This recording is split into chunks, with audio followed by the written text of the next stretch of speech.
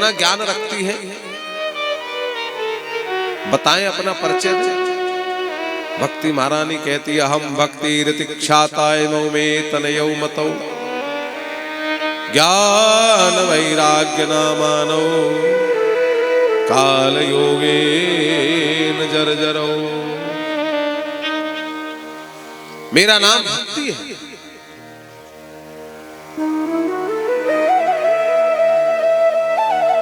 ये मेरे पुत्र हैं ज्ञान और वैराग्य।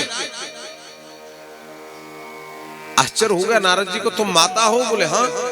तुम्हारा नवयौवन, ये तुम्हारे पुत्र हैं, ये बूढ़े। संसार में नियम होता है, माता बुढ़ी होती है, पुत्र यौवन प्राप्त करते हैं, लेकिन ये तो विपरीत परिस्थिति है देवी, ये कैसे हो गया बताओ ना। भक्ति महारानी कहती है, मेरा जन्म द्रविड़ देश में हुआ। उत्पन्ना द्रविड़े साहम वृद्धिम कर्नाटके गता क्वचन क्वचन महाराष्ट्रे गुर्जरे जीर्णतांगता।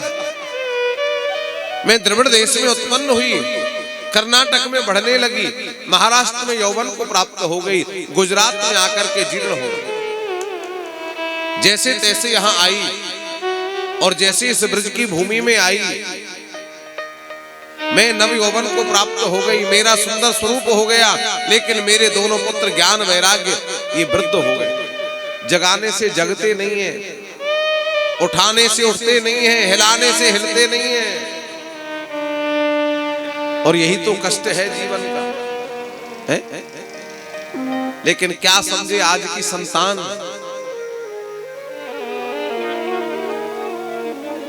माँ बाप अपना दुख भूल जाते हैं अगर उनकी संतान सुखी हो, और माँ बाप अपना सुख भूल जाते हैं उनकी संतान दुखी हो। लेकिन उस संतान से पूछ कर देखो ना आज की भक्ति कहती है, मुझे यही तो कष्ट है, मेरे ये दोनों पुत्र मूर्छित अवस्था में पड़े हुए हैं। नारद जी ने कहा, चिंता न करो भक्ति, ये युग की विशेषता है। घोर कलिकाल चल रहा है, इस कलिकाल के कारण ये अवस्था हुई है। और तुमको जो ये सौंदर्य प्राप्त हुआ है, ये इस ब्रज की रज से प्राप्त हुआ। वृंदावन संयोगात् पुनस्त्वं तरुणी नवा धन्यम वृंदावनम तेन भक्तिर्नृत्यति यत्र च। देवी ये वृंदावन की रज है, इस ब्रज की रज की कितनी महिमा है आप देखो। हर जीव कहता है, हर संत कहता है, हर महापुरुष कहता है, हर भक्त कहता है मुझे भक्ति चाहिए, लेकिन भक्ति के जीवन को भी शुद्ध पवित्र और सुंदर बनाने का काम कोई करती है तो ब्रज की रज है। ये वो ब्रज की रज है जिस ब्रज रज को शरीर पर धारण करके अगर जीव मर जाए, लिपटी देखी अंग सो तो भाग गए यमदूत।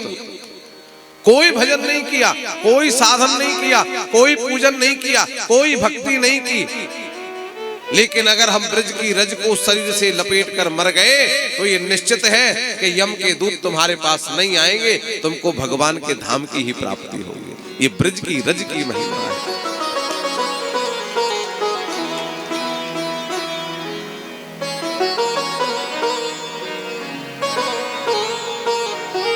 देवी ये तुम्हारी विशेषता नहीं है, ये वृंदावन की रज तुम्हारे शरीर से लग गई और ब्रज रज के कारण तुमको नवीन सौंदर्य प्राप्त हो गया।